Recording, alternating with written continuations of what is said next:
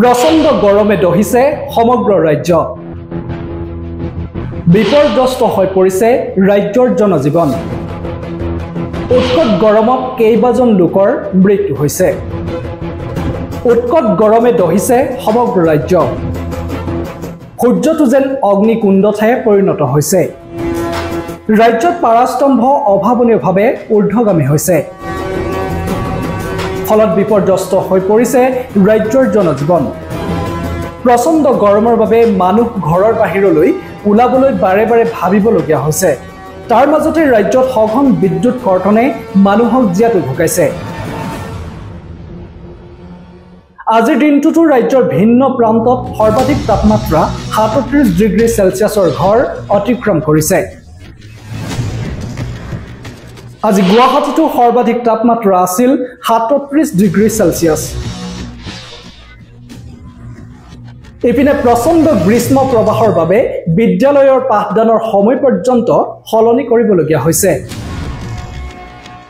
উল্লেখ্য যে উৎকট গৰমৰ বাবে ৰাজ্যত ইতিমধ্যে শিশুসহ ৫জন লোক মৃত্যুমুখত পৰিছে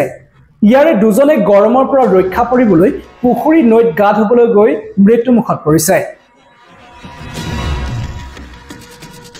বুধবাৰে গোৱালপাৰা জিলাৰ মাটিয়াত উৎকট গৰমত এজন যুৱকৰ মৃত্যু হোৱা ঘটনাই সমগ্ৰ অঞ্চলটোতে হুকৰ চাপ পৰিছে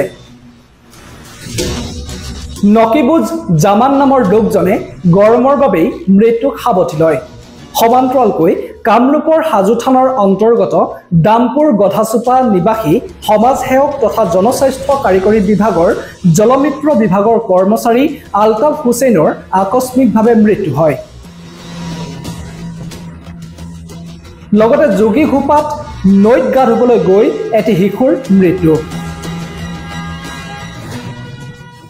বেকি নৈত গা ধুবলৈ গৈ বৰপেটা ৰোডৰ এজন যুৱকৰো সলিল সমাধি ঘটে আনপিনে পলাকবাৰী আৰক্ষী থানাৰ অন্তৰ্গত ৰাণী খামাৰৰ তুলসী নৈত গা ধুবলৈ গৈ বুধবাৰে মৃত্যু হয় দুজন যুৱকৰ এইদৰে ৰাজ্যত এতিয়া দেখিবলৈ পোৱা গৈছে প্ৰচণ্ড গ্ৰীষ্ম প্ৰবাহ আনপিনে উৎকট গৰমৰ বাবে প্ৰাণো হেৰুৱাইছে কেইবাজনো লোকে নিউজ ডেস্ক ৰিপৰ্ট আমাৰ অসম